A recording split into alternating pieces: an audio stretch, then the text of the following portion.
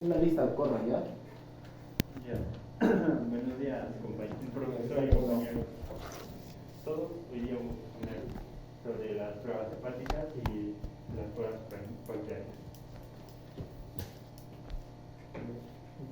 Bueno, lo que vamos a tocar primero van a ser las pruebas hepáticas, sus generalidades, hablar sobre la bilirrubina, que es la hiperbilirrubinemia y la hipobilirrubinemia, el GGT, pruebas pancreáticas, la amilasa, lipasa y tripsina. Y bueno, hablando sobre las pruebas hepáticas. Vamos a decir que son pruebas que van a determinar la situación y el funcionalismo de nuestro hígado, ¿no? Y no siempre va a estar seguro, no siempre va a estar 100% seguro, o sea, puede fallar. ¿Ya pues lo has hecho tú? Sí. ¿Seguro? Sí. Parecido he visto en internet. Ya, a ver, sigue. No lo vas a caer. Lo puedo mover. Se puede editar, doctor. Ya, sigue. Se puede editar. Está literalmente hecho con el brazo. No siempre van a ser 100% seguras y también pueden afectarse dependiendo de las enfermedades hepáticas que cada persona tenga. Generalmente va a ser la determinación de enzimas de las células. Entonces, para esto van a existir dos patrones de alteración de las pruebas hepáticas. Primero, un patrón de citólisis, donde va a haber elevación predominante de ALT y AST, que van a indicar daño y muerte de las células hepáticas. Hablando sobre la hepatitis aguda severa, en estos va a haber un cociente de ALT y AST mayor a 1 y una elevación pero menor de bilirrubina y LDHB. Y hablando sobre el patrón de colestasis, vamos a tener que va a haber una elevación predominante de bilirrubina, SA y GGT, y debido a un bloqueo o dificultad para el... Bueno, esto va a ser debido a un bloqueo o dificultad para el flujo biliar, por alguna obstrucción.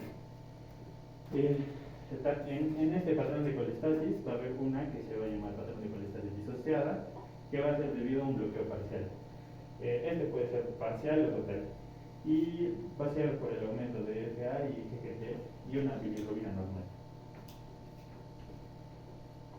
Ya, bueno, hablando sobre la bilirrubina, podemos definirla que va a ser un compuesto tetrapirrólico derivado del catabolismo del hemo, de la hemoglobina, en mayor proporción y de las enzimas hemínicas en menor proporción. Esto se va a producir por destrucción de eritrocitos viejos.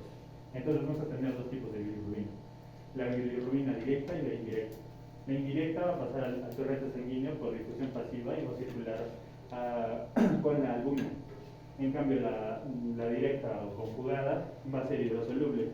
Esto le va a permitir pasar a la bilis y luego al intestino, donde va a ser transformado en urobilinógeno y estercobilina. Teniendo valores normales de la bilirrubina total en suero va a ser mayor a 1 miligramo por decilitro y la bilirrubina directa mayor a 0,4 miligramos por decilitro. ¿En qué caso se lleva la bilirrubina indirecta? Indirecta. O no conjugada, ¿no? Como se diga. Sí. ¿Ejemplos? A ver. ¿Enfermedades hepáticas? No, obviamente, pues bilirrubina directa o indirecta en las hepáticas, pero ¿en qué casos? ¿En qué paciente? ¿Qué paciente aumenta su bilirrubina indirecta? Los neonatos, pues. Los neonatos, las citoquinas bueno, es que el libro lo considera como mayor a lo que es indirecta, ¿no? Claro, bueno, en el libro lo ponían total, o sea, no decía También totales. como total, bilirrubina ¿Y total. por qué el neonato hace hiperbilirrubinemia indirectas? ¿Por qué causas? Porque, Dilo. a ver, Por el tiempo de vida de los eritrocitos, son 90 días de tiempo de vida en los neonatos. Entonces, al ver la destrucción, va a haber una hiperbilirrubinemia indirecta. ¿Qué más? ¿Qué se ve mucho en lo que son los neonatos que no necesariamente es resaltante en el adulto? ¿Pero por qué? Claro, ictericia obviamente. ¿Pero por qué? Fototerapia es el tratamiento a doble lámpara. ¿Pero por qué? incompatibilidad AB. La principal causa, ¿ya? Por eso van a venir. La mamá tiene otro tipo de sangre, el papá, etc. Pero la mamá principalmente y el niño otro, ¿no? Incompatibilidad sanguínea. Hay otro. ¿Por qué otro caso? ¿Cómo se llama la enzima que se encarga de la, entre comillas, reabsorción y excreción de lo que es la bilirubinemia indirecta o la bilirrubina indirecta en el intestino? No, bilirrubina es un metabolito por ello del proceso. Urobilinógeno, ¿no? Perdón, urobilinasa, si no me equivoco, que absorbe lo que es la bilirrubina a nivel intestinal y lo procesa de nuevo. ¿Qué le das de tratamiento a un nene que está así todo amarillo? Primero, ¿con qué lo mides? ¿Ah? Ya, pero ¿qué? Pues, ¿qué utilizas? Escala, no sé. Bueno, Hay una escala clínica y hay una escala ya establecida laboratorial. ya. Esto es lo que dice acá. Bilirrubina indirecta y bilirrubina total en suelo. Eso es lo que decía en el libro. Ya, a ver, sigue. Y bueno, estos valores pueden cambiar dependiendo del laboratorio, según lo que decía. Hablando sobre la hiperbilirrubinemia, en general va a ser un aumento de bilirrubina sérica lo que va a producir una ictericia, por así decirlo, ¿no? Que esto se puede observar macroscópicamente mejor en la esclerosis, que es donde se nota más la ictericia. Para considerar la hiperbilirrubinemia se va a considerar a partir de 2,5 a 3 miligramos por decilitro. Entonces, vamos a tener causas fisiológicas y causas patológicas. El libro menciona 3 causas fisiológicas. Primero, como mencionó, los neonatos que a sus primeras semanas van a tener de 10 a 12 miligramos por decilitro de bilirrubina. Luego, permanencia en zonas de altura y también el ayuno prolongado.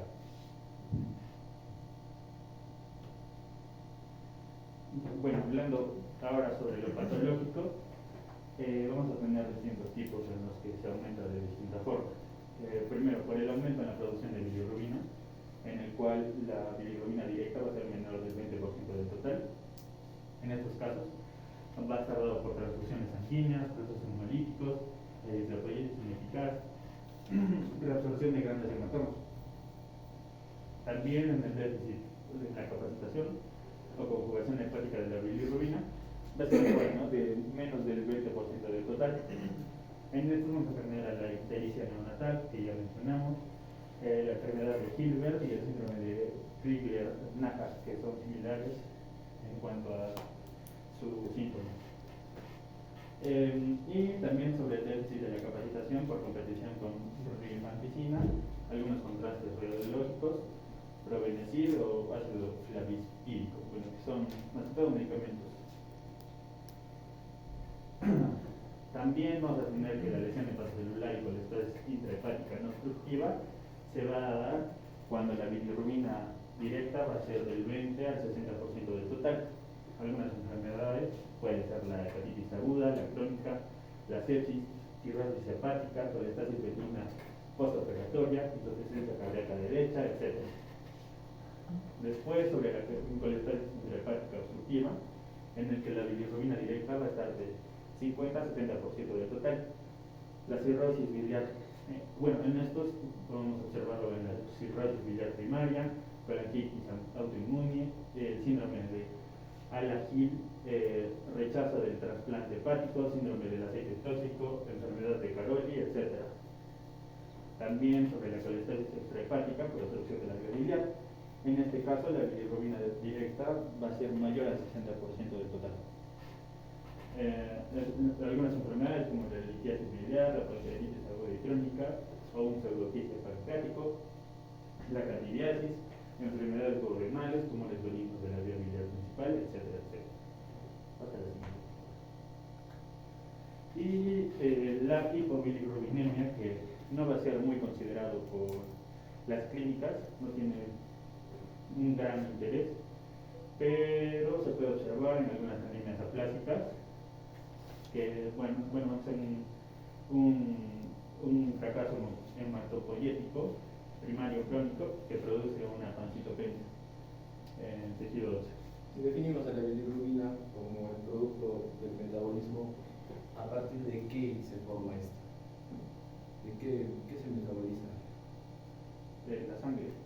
Ya, pero más específicamente, los eritrocitos, ¿no? Claro. Los eritrocitos. Entonces, si tengo una anemia plástica, ¿saben qué es una anemia plástica? Estoy todo buscando y es lo que he encontrado. Bueno, más que no encontraba que Cuando un órgano se atrofia, ya no funciona, ¿verdad? Y obviamente ya no va a secretar pues, sus productos. Lo que pasa en la médula, generalmente en los casos en las cuales pues, las células hematopoyéticas ya no generan glóbulos rojos, etc., se llama aplasia. Es como atresia de los órganos, pero aplasia se llama en la médula. ¿Ya? Obviamente, si hay menos producción de glóbulos rojos, va a haber menos producción de bilirrubina, que es su metabolito final, ¿no? Entonces, por eso es que la hipobilirrubinemia, uno de los principales factores, es lo que menciona su compañero, la anemia plástica. ¿Ya? Y el otro sería anemias ferropénicas. También ferropénicas, ¿no? No hay suficiente hierro, no hay formación, pues, obviamente, glóbulos rojos. Que son las que mayormente tenemos. Bueno, cuando lleguemos al capítulo de lo que serían las líneas del hemograma, todo lo que es la línea leucocitaria, no sé, eritrocitaria, etc. Ahí vamos a ver, por ejemplo, que en lo que son glóbulos rojos va a haber alteraciones, ¿no? Van a ver, por ejemplo, en la forma, vamos a ver en la producción, y eso laboratorialmente te va a reflejar pues, las famosas anemias ferropénicas, las famosas normocíticas, microcíticas, macrocíticas, ¿no? Vamos a verlo más adelante. A ver, sigue. Bueno, les paso con mi compañero. Bueno, ahora hablando acerca de lo que son las aminotransferasas, vamos a ver principalmente lo que es la ALT y la AST.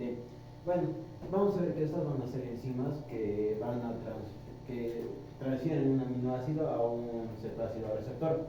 Esto se va a dar esencialmente gracias a lo que hace la vitamina B6. Vamos a encontrar en lo que es el hígado, ¿no? Aquí, según el VALCES, menciona que se encuentran no menos de lo que son 60 reacciones. Estas van a ser de lo que es el AST y el ALT, siendo la principal en el hígado de lo que es el ALT. En el AST vamos a ver que esta va a estar constituido por lo que son dos isoenzimas, una que son la mitocondrial y la citoplasmática.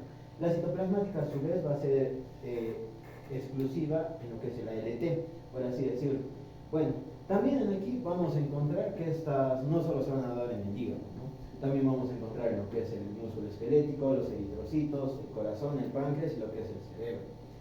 Bueno, aquí también se menciona acerca de lo que va a ser la concentración normal, que va a ser de 9 y 35 unidades por litro. Y en el cociente normal va a ser aproximadamente de 1.3.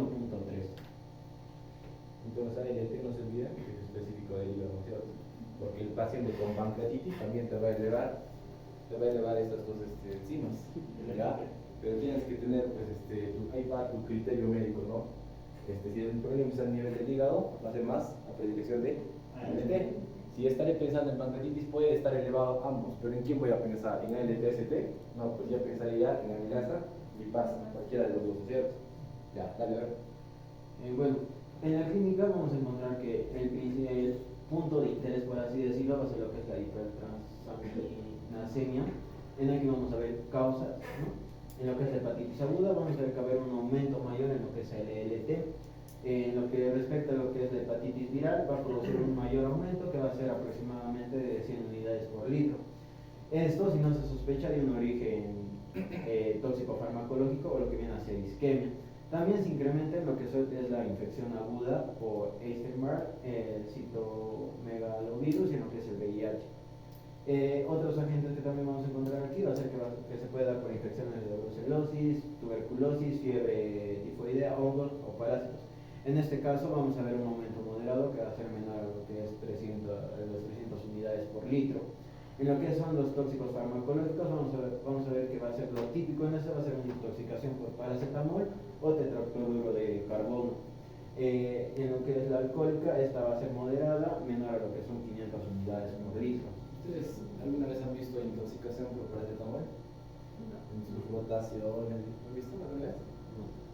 La intoxicación. ¿Lleva farma? No, aún no. Ya. Hay personas que, mira, la dosis del paracetamol generalmente pues, es de 500 miligramos cada 6 horas. Cada 6 horas, no es cada 8 horas como el ibuprofeno o otros aires. Cada 6 horas. O sea, puedes tomar 4 veces al día. Ya. Hay personas pues que se exceden porque dicen entre comillas, ay, el paracetamol es un fármaco seguro y no sé qué más, no va a interactuar con nada. Es cierto, es seguro, ¿ya? En comparación de otros antiinflamatorios, así. Pero cuando tomas cantidad de paracetamol, o en los casos de envenenamiento, intoxicación, ¿ya? Del mismo paciente, ¿no? Ya han terminado con su placa, y se meten su paracetamol, ¿no? Hacen 4 fases, chicos, el intoxicado por paracetamol, ¿ya? La primera y la segunda fase pues es una intoxicación normal, como cualquiera, cursa con lo que sería edema de labios, edema palpebral, algunas veces se puede hinchar hasta la misma faringe, etcétera, ya puede haber cuadros tipo atópicos con erupciones dermatológicas, etcétera. En la tercera fase el hígado se empieza a choquear, se llama hepatitis fulminante, ¿ya? Y esa hepatitis fulminante pues literal destroza todo el hígado. Los metabolitos del paracetamol empiezan a destrozar todo el hígado. Ojo, el paracetamol es uno de los lugares donde se metaboliza es en el hígado, en el citocromo P450, enzima CI3A, si no me equivoco, ¿ya? Entonces, satura tanto lo que son estas enzimas hepáticas, estas transaminases se elevan a picos altos, ¿ya? Es poco decir 3 a 5 veces su valor normal, como en el caso de las pancreatitis, ¿no? Se eleva mucho más, 10, 15 veces el valor normal. Si tu paciente sobrevive a esta tercera fase, el hígado, les he dicho que es uno de los órganos que se regenera, ¿ya? El hígado se regenera hasta cierta parte, ¿ya? Si sobrevive la tercera fase, porque son 4 fases de intoxicación por paracetamol, tu paciente vive. Pero el 80% se muere en la tercera fase. Satura tanto estas enzimas que se muere. Hace falla hepática, se choquea, muere, ¿ya? Entonces, es importante saber, antes que se metabolice algunos fármacos, cuáles son sus antídotos. ¿Cuál creen que es el antídoto del paracetamol? ¿Quién me dice? Sin Google, ¿verdad? Ya, para la siguiente no digo cuál es el antídoto del paracetamol. Es un medicamento que incluso mucho se utiliza en época de COVID, aunque no lo crean. Y que muchas veces ha salvado la vida. Ya, más un punto para el que averigüe. Al examen del segundo apoyo. Ya está, para que no se queden cada uno. Dale, a ver. Ya. Bueno, y por último en lo que es la hepatitis autoinmune, que vamos a ver que va a haber una elevación notoria en lo que son las transaminases. Bueno, también en lo que es la insuficiencia hepática aguda grave y en el síndrome de Rey, que vamos a ver aquí, que va a haber también un aumento en lo que es un aumento intenso en lo que son las transaminases. En la hepatitis crónica o cirrosis hepática, vamos a ver que va a haber una sobreinfección del virus delta. En hepatitis crónica aguda, en lo que es la enfermedad metabólica hereditaria, uno de esos puede ser el síndrome de Wilson. Y también vamos a ver aquí que va a haber un aumento notorio. Este va a ser inferior a lo que son las 300 unidades por litro. Bueno, en otros vamos a ver que va a haber colestasis, que va a ser un exceso, va a haber un ascenso moderado de lo que es menor a las 500 unidades por litro. En aquí vamos a ver que va a haber vamos a ver que la fibrilación auricular va a aumentar. En este caso esta se va a triplicar. En lo que es las neoplasias primarias hepáticas y metástasis, vamos a ver que va a haber un aumento moderado en lo que son fases avanzadas. En lo que es la pancreatitis aguda va a haber un aumento moderado, ligero moderado. También en lo que son las isquemias hepáticas e hígado de shock. En lo que es la miocarditis aguda, en lo que va a haber una elevación generalmente ligera, ¿no? ¿Por qué se produce el aumento de la fibrilación auricular que me han dicho en la colestasis? En sí esa parte no la entendí porque en el libro solo lo menciona como FA. Busqué las fosfatas alcalinas, perdón. Ya, la fosfatasa alcalina se va a aumentar, en este caso se triplica, perdón. Ya bueno, en lo que es insuficiencia cardíaca congénita, que va a ser un ascenso ligero de lo que son las transaminasas, y en lo que es una infección muscular que cursa lo que son con necrosis en lo que son los miocitos. Aquí vamos a ver en lo que es la rhabdomiolisis, en lo que son los miocitos. conflictos en lo que es una distrofias musculares, en las triquinosis y en los ejercicios musculares extenuantes. Bueno, hablando acerca de lo que es la fosfatasa alcalina, vamos a ver que esta va a ser un grupo de enzimas que intervienen en lo que es la hidrólisis de las uniones éster del fosfato a lo que es el pH alcalino. En aquí vamos a encontrar que los valores normales van a depender principalmente de lo que es la edad y el sexo. En un adulto se estima que este es de 45 a 115 unidades por litro. Bueno, a nivel de lo que son los niños, a nivel de lo que es la edad infante y lo que son los adolescentes, vamos a ver que esta va a ser elevada debido a que va a haber lo que es la fracción ósea y también en lo que es el embarazo, que es en lo que es el tercer trimestre, que va a haber por un aumento de lo que son la enzima placentaria. También en lo que va a ser los lactantes, pero en este caso solo es mínimo de elevación. Bueno, en lo que es el aumento de lo que es la fosfatasa alcalina, vamos a ver que va a haber de origen hepático, que va a ser consecuencia de lo que es la colestestasis. En aquí vamos a ver también que va a haber un aumento de lo que era la fosfatasa alcalina. Y en aquí vamos a encontrar que se puede dar de forma genérica, que va a haber un menor aumento en lo que son los procesos causados por lo que viene a ser la colestestasis. Esta va a estar en dos, una que va a ser la intrahepática y otra que es la extrahepática. En la intrahepática vamos a ver que va a haber cirrosis biliar primaria, se puede dar en cirrosis biliar primaria, en tumores primarios o también en lo que son las metástasis. Y en lo que es la extrahepática, que se puede dar en lo que es cálculos, tumores y tumores de la vía biliar, ¿no? También vamos a encontrar que va a haber un aumento moderado que se va a producir por lo que es la hepatopatías parenquimatosas, sin colecistasis obstructivas y en lo que es la insuficiencia cardíaca derecha.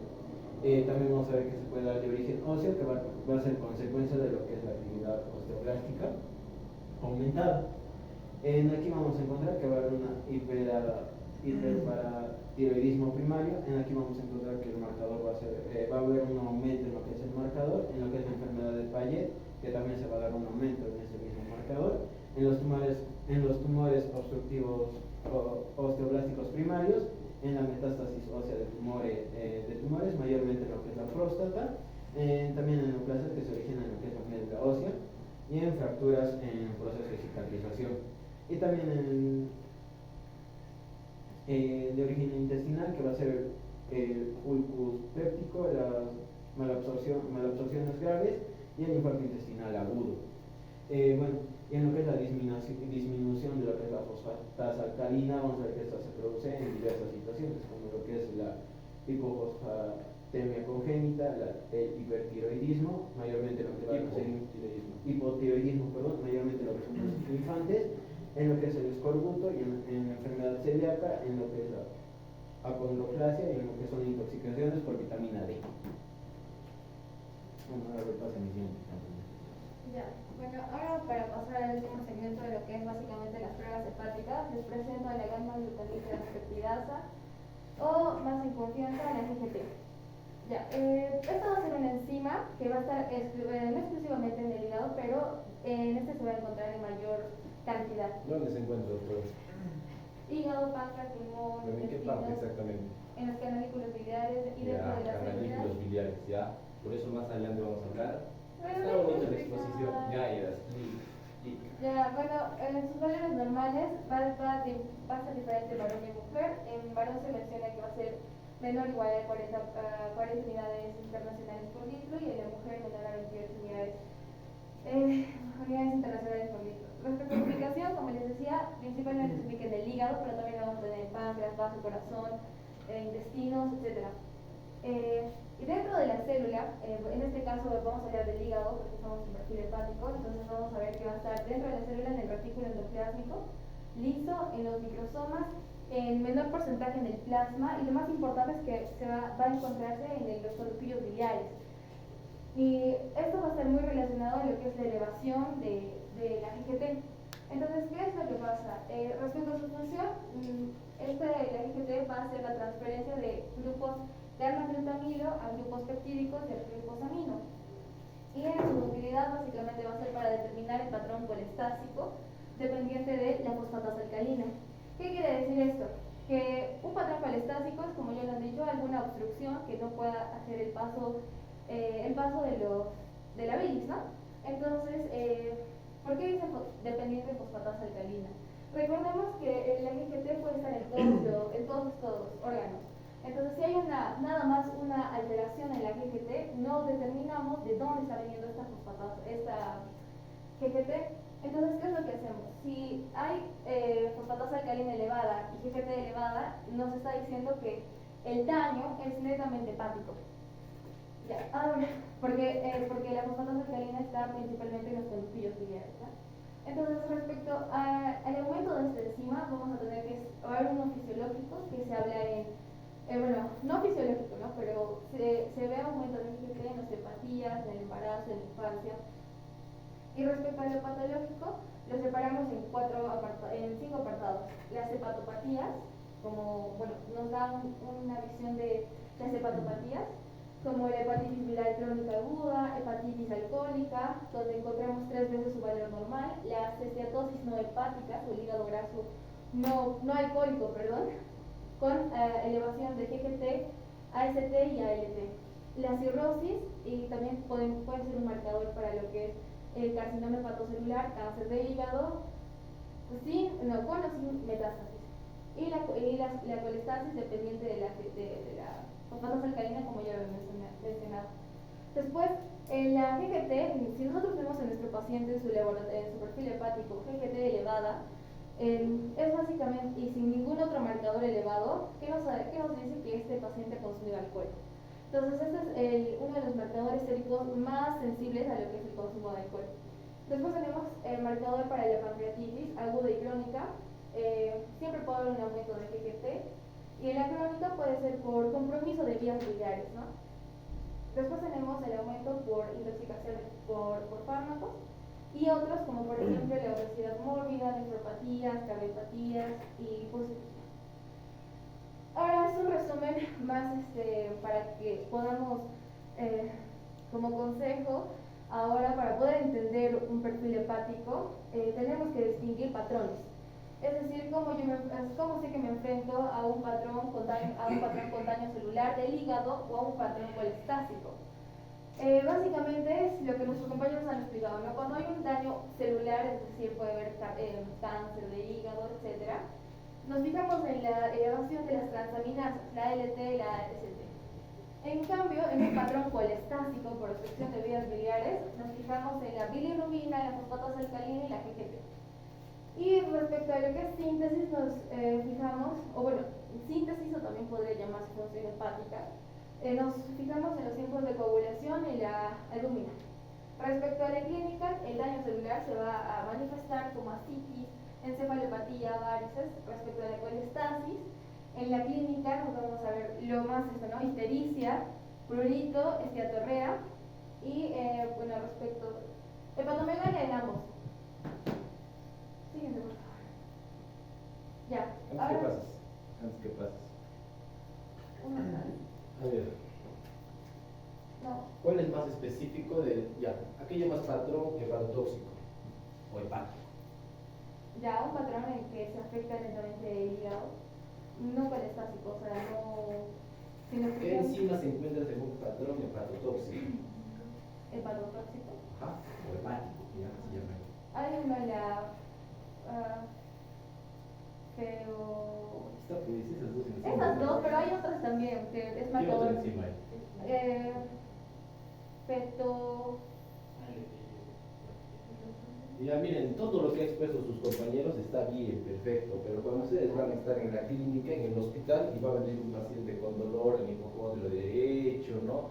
Clásico de un cólico vesicular, tú también vas a pensar en que puede ser un problema hepático. Entonces lo único que tú tienes que hacer, como se dice, para pasar piola y no quedar mal, ¿ya? Es lo siguiente, ves tus 4 enzimas hepáticas.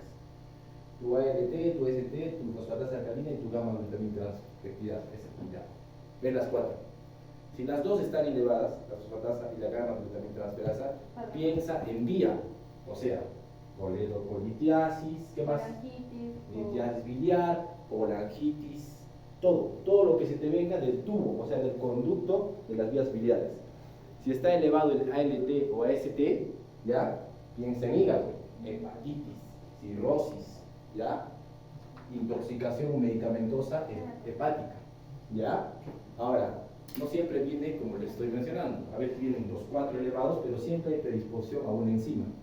Por ejemplo, en cierta oportunidad vino una mujer ya con dolor a nivel de hipocondrio derecho, epigastrio, mesogastrio, y nosotros pensamos, ¿no? Lo más común, que es cólico vesicular, lo más común, ¿ya? Y aunque no lo crean, le hemos tomado todo su perfil hepático y lo que estaba más elevado era este patrón, colestásico ya, o de colestasis, fosfatasa y gamma-glutamina estaba elevado, pero había predilección más hacia la fosfatasa. ¿Qué creen que haya sido? Daño hepático avanzado. Nada. ¿Quién? Otro diagnóstico. Mándenme otro diagnóstico. ¿Qué más pensarían ustedes? Cólico de Una oclusión de la vía. Puede ser. ¿Qué más? Yo he pensado igual que ustedes, recorriendo lo que he dicho, que aquí hay un daño, o es a nivel de la vía, o es a nivel hepático, pero hepático se supone que se me tienen que alterar las transaminas. ¿Qué puede ser esto? Aunque no lo crean, era una gestante que estaba teniendo un intento de pérdida y el dolor pues había irradiado hasta esos lugares. Fosfatasa alcalina, anótenlo porque viene como trampa en el renal, está elevado en embarazo. ¿Ya? A comparación de la GGTP, la fosfatasa alcalina te hace picos elevadísimos en el embarazo. ¿Ya? Era un amenaza de otro. Y estaba elevado. ¿Ya? Simulaba un cólico vesicular, nadie se imaginaba. ¿Ya? Ahora, otra pepita para que puedan tratar a sus pacientes. Pero ya me acordé, doctor, era alfa-feto. ¿El qué? Alfa-feto. Alfa-fetoproteína. Sí. Indicador de cáncer. Yo lo vi en mi rotación. En proceso oncológico. Oncológico, yo Ya. lo vi en. Pero, o sea, claro, te va a ayudar esto para diagnosticar un proceso oncológico, ¿no? Pero obviamente detrás de eso pues va a estar el cuadro enmascarado, pero vas a tener un síntoma siempre predisponente, ¿no? Por ejemplo, los síndromes constitutivos, ¿han escuchado de eso? La baja de peso, no sé, ¿no? Vas a encontrarlo eso antes que se te eleve esas cosas en procesos oncológicos. Pero está bien, si es un marcador tumoral, la alfa-fetoproteína, ¿ya? Ahora, otra cosa. Otra pepita. Cuando, por ejemplo, te viene un paciente con todos los patrones, tanto colestásico como hepatotóxico alterado, y encima, a nivel de lo que es el patrón de coagulación, estamos hablando de INR, tiempo de sangría, tiempo de coagulación, etc. Está alterado. ¿En qué piensas?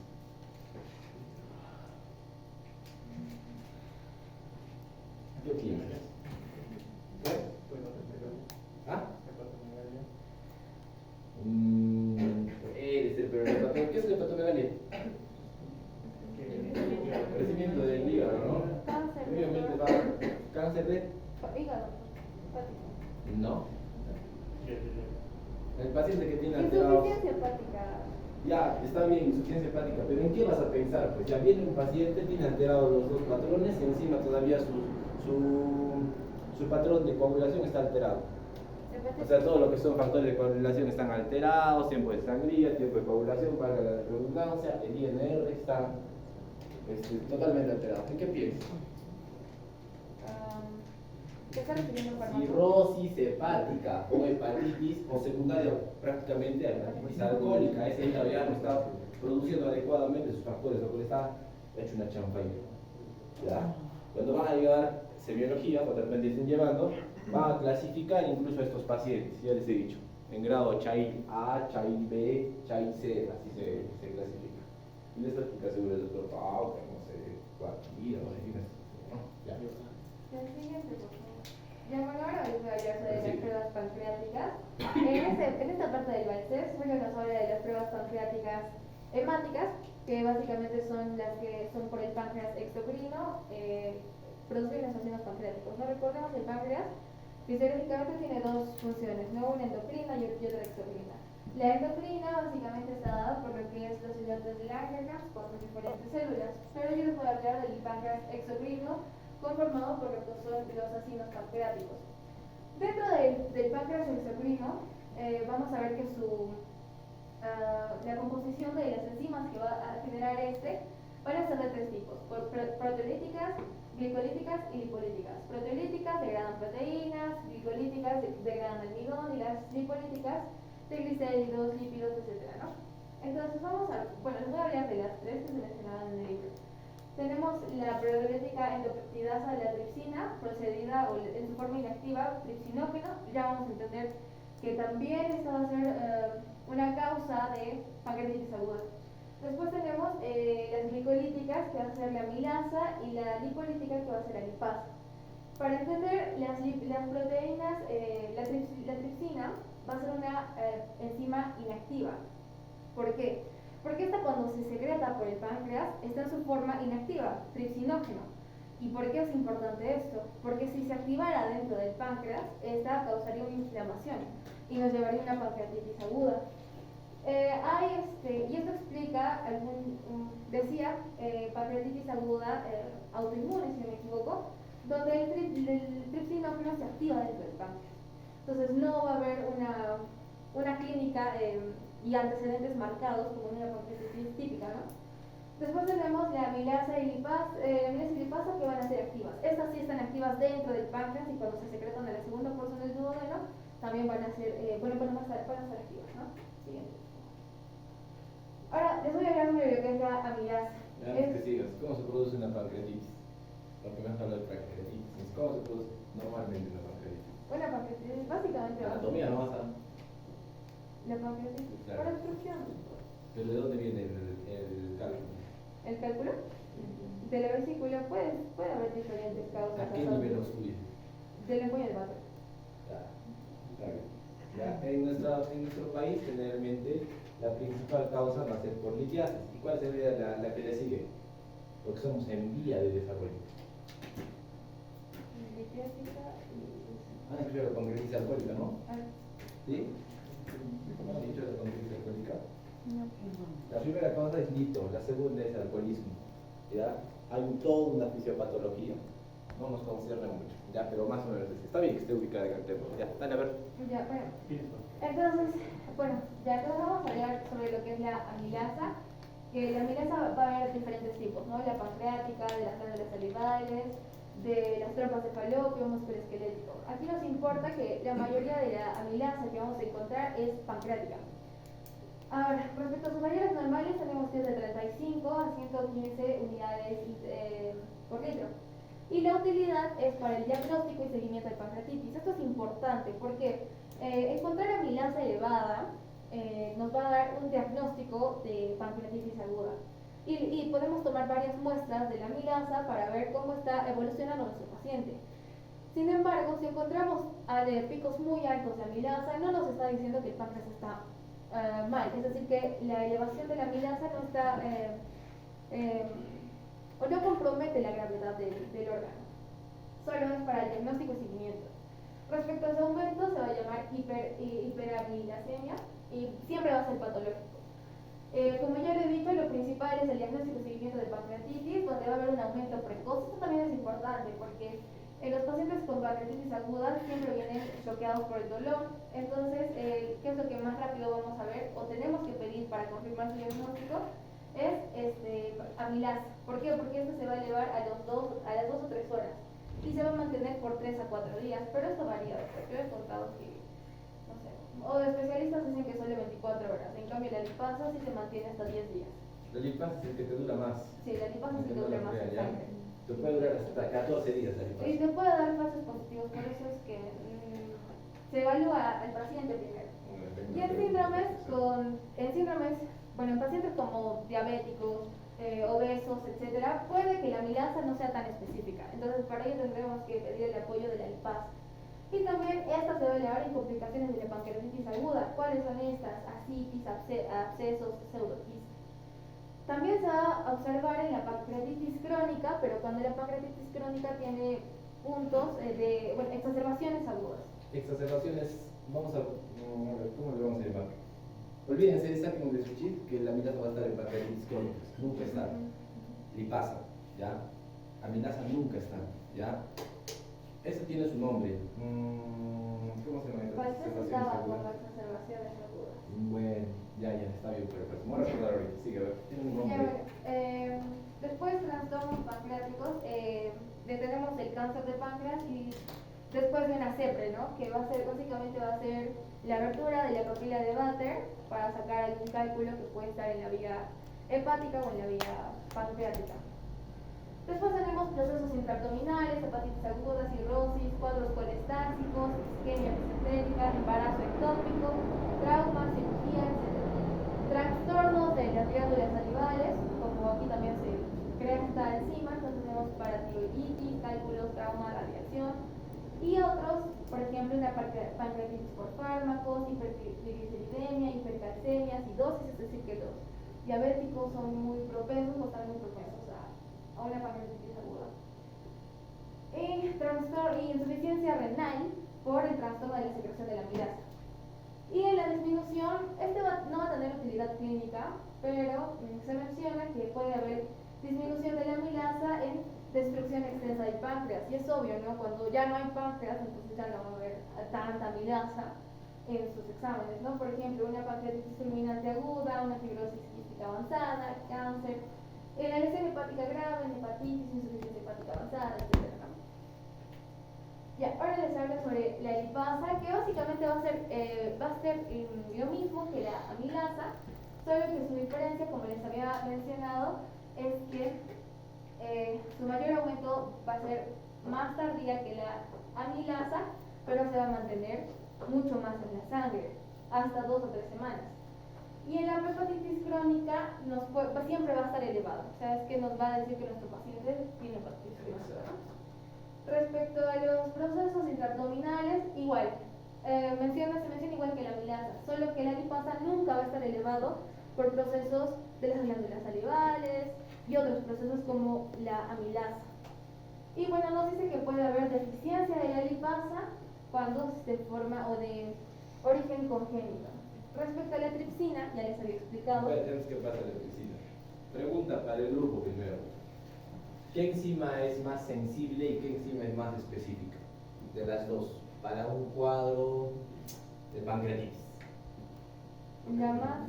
La más sensible primero. La más sensible es la amilasa. ¿Y la lipasa no es sensible? No, Es sí, es específica. sensible, pero es que esta se demora menos, o sea, se eleva menos al ¿Cuál es inicio más del cuadro. específica? Esta. La lipasa. ¿Qué dicen los demás? ¿Qué dice el público? A ver. ¿Sí? ¿De acuerdo? Sí. A ver, no bien de nuevo. Sí, ¿Segura? sí, estoy segura. La lipasa es más. La amilasa y la lipasa, los dos tienen el mismo grado de sensibilidad, pero la lipasa es más específica. Eso recuerden. ¿Qué sensibilidad? Determinar que está ahí Distintas la enfermedad, ¿no? enfermedades. El cuadro, determinar el cuadro. Es el porcentaje con el cual pues, vas a hacer el diagnóstico de enfermos en pacientes que tienen enfermedad, ¿ya? ¿Y qué es la especificidad? Determinar qué enfermedad es. ¿Qué enfermedad es? Descartar Descartar una enfermedad en pacientes sanos, ¿ya? Entonces la lipasa siempre va a ser más específico, ¿ya? Otra cosa que tienen que recordar, valga la redundancia de la expresión de su compañero, la amilasa siempre está en cuadros agudos, ¿ya? Y la lipasa está siempre en crónicos. La amilasa puede desaparecer en las 24 horas, ¿ya? Muchas veces, hasta 3 días se puede prolongar, pero más no. La lipasa puede durar, ¿cuánto? 14 días, hasta 21 días. Ahorita mira, su compañera, pues 2 a 3 semanas todavía, ¿ya? ¿Qué más? ¿Han revisado criterios de diagnósticos para pancreatitis? ¿Todavía no? No, Baltasar, Ransom, no sé. Hay laboratoriales, imagínenlo, pues, ¿no? Ransom, pero no me acuerdo. Pero suena, ¿no? Suena. Ya, a ver, sigue con tu tripsina. Ya, bueno, la tripsina, entonces les decía que la forma inactiva de la tripsina es el tripsinógeno. Y hay dos tipos, hay dos formas, tripsinógeno tipo 1 y tripsinógeno tipo 2. Por efectos fisiológicos. Me recuerdo de algo, espérate, disculpa que te corte. ¿Cuánto se eleva el valor normal en una pancreatitis aguda? ¿Cuánto la amilasa? La amilasa, no, ambos tienen que ser No, no es igual. ¿Cuánto es la amilasa? ¿Quién sabe? 3 veces su valor normal. Ya, ¿y la lipasa? También decía que 3 veces. No, solamente dobla. La lipasa Dos dobla veces, valores ¿no? normales, se duplica. Pero la amilasa triplica, hasta quintuplica muchas veces, pero triplica, ¿ya? Pero la lipasa solo dobla, ¿ya? Les pregunté de nada, amigo. Siga. Pero no sé, a mí en mi rotación la doctora me dijo que cuando siempre se ve un patrón con 3 veces su valor normal, ya está ¿De qué? mirando. De amilasia, ¿qué pasa? No. Incluso- Lipasa solo duplica. Van a encontrar incluso en las guías de pancreatitis, solo duplica la lipasa. Ya. Están engañados. Como, siga, no, tripsina. Ya, bueno, la tripsina, entonces teníamos dos tipos, ¿no? Tripsina fenotipo 1 y tripsina fenotipo 2. Esto recién se activa cuando en presencia de ácido clorhídrico. ¿Y dónde tenemos esto? En las primeras porciones del duodeno, cuando recién se va a secretar el bicarbonato para bajar la acidosis, la acidez, perdón, del jugo gástrico que está pasando hacia el intestino delgado. Entonces, ¿qué es lo que pasa? Cuando la tripsina se dice... están pasando, pasen su lista. Se dice que es un marcador fidedigno del páncreas. ¿Por qué? Quieren gastar en uno. Porque la tripsina es únicamente producido por el páncreas, ¿ya? No hay otro órgano que produzca tripsina. Entonces, ¿qué es lo que dice? Que puede haber un aumento fisiológico en la infancia, pero su aumento casi siempre va a ser patológico, nos va a indicar nuevamente pancreatitis aguda por la concentración de tripsina fenotipo 2.